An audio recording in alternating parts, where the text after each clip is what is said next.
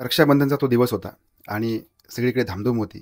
सगळ्या बहिणी आपापल्या भावांची वाट बघत होत्या आणि आपला भाऊ घरी येईल, आपल्या भावाला गोडधोड जेवण खायला घालू आणि अत्यंत आनंदामध्ये हा सण साजरा करू. आणि आजकालच्या काळामध्ये तर एकमेकांना भेटी देण्याच्या पद्धतीसुद्धा रूढ झालेल्या आहेत. त्याच्यामुळे हा सण अधिकाधिक रंजक झालेला आहे. पण एका घरासाठी मात्र हाच सण अत्यंत दुर्दैवाचा ठरलेला आहे. कारण ज्या घरामध्ये बहिणीची वाट बघितली जात होती, त्याच घरामध्ये अत्यंत दुःखदायक अशी बातमी आलेली आहे. त्यांच्या बहिणीसोबतच त्या भावाला आपल्या 2 भाच्यांना देखील गमवावं लागलं आहे. आता ही सगळी घटना घडलेली आहे दिल्लीमध्ये. दिल्लीमध्ये जयश्री नावाची एक तरुणी आहे. तिचं लग्न झालेलं आहे. ती 28 वर्षाची आहे आणि तिच्या नवऱ्याचं नाव आहे प्रदीप कश्यप. दोघांचाही संसार सुरू आहे. संसारवैलीवरती 2 मुली झालेल्या आहेत. एकीचं नाव आहे इशिता, ती 7 वर्षाची आहे आणि दुसरीचं नाव आहे अंतू, ती 5 वर्षाची आहे. आता बायको, नवरा, 2 मुली, सुखी संसार सगळं काही होतं.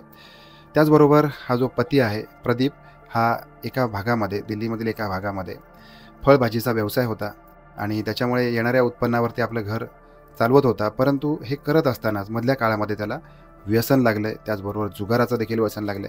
आता दारू आणि जुगार जर एकाच वेळेला एकाच व्यक्तीच्या बाबतीमध्ये आयुष्यामध्ये येत असतील तर त्याच्या आयुष्याची राख रांगोळी झाल्याशिवाय राहत नाही आहे. हे मी पुन्हा पुन्हा सांगतोय, कारण आजकालच्या काळामध्ये रानटी रमी अशा अनेक असे विषय असतात किंवा अनेक असे जुगार असतात, ज्याच्या नादाला अनेक तरुण लागतात. आणि ही एक सायकॉलॉजी आहे. या सायकॉलॉजीमध्ये अनेक व्यक्ती, अनेक मुलं अडकत असतात आणि आपल्या आयुष्याचा विनाश करून घेत असतात. अशातलाच हा प्रदीप, ज्याला व्यसन होतं दारूचं आणि जुगाराचं, या कारणामुळे मग त्याच्या बायकोसोबत खटके उडायला लागलेत, भांडण व्हायला लागलेत. भांडणं रोजची झालेली आहेत. तो बायकोला त्याच्या मारहाण करायचा, कधीतरी घराच्या बाहेर देखील हाकलून द्यायचा. तरी देखील ही बिचारी कशी तरी आपल्या संसाराचा गाडा रेटत होती, पुढे जात होती.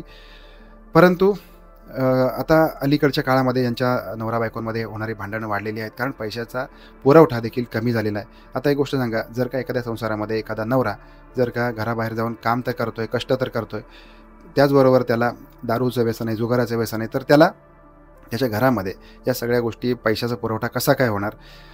हा एक प्रश्न आहे. आणि त्याच्यामुळे मग भांडण हे ओघाने चाललेलं आहे. आता या दोघांमधलं जे भांडण आहे, याचा परिणाम त्यांच्या मुलांवरती, मुलींवरती देखील व्हायला लागलेला आहे.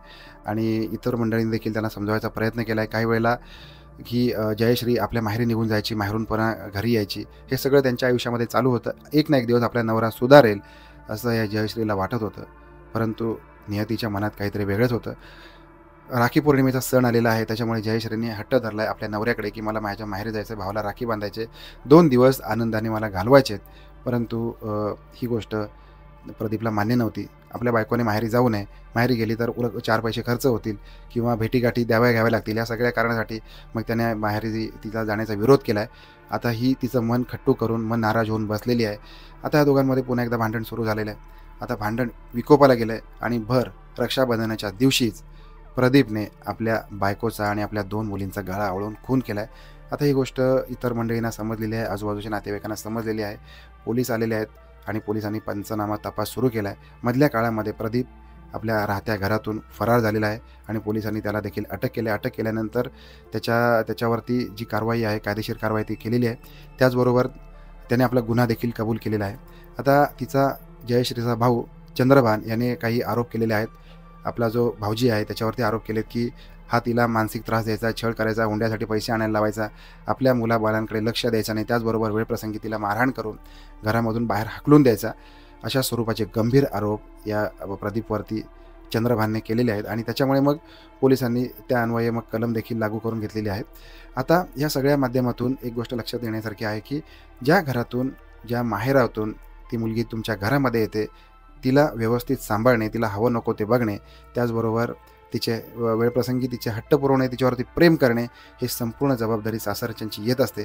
त्याचबरोबर एकदा सासरी आलेल्या मुलीला तिच्या माहेरच्यांची आठवण होऊच नाही, इतकी देखील काळजी या सासरच्यांनी घेतली गेली पाहिजे. आता हा व्हिडिओबद्दल आपल्याला प्रतिक्रिया व्यक्त करायची असेल तर कमेंट बॉक्स उघडा आहे. भेटूया आपण नवीन क्राईम स्टोरीमध्ये. तोपर्यंत काळजी घ्या. धन्यवाद.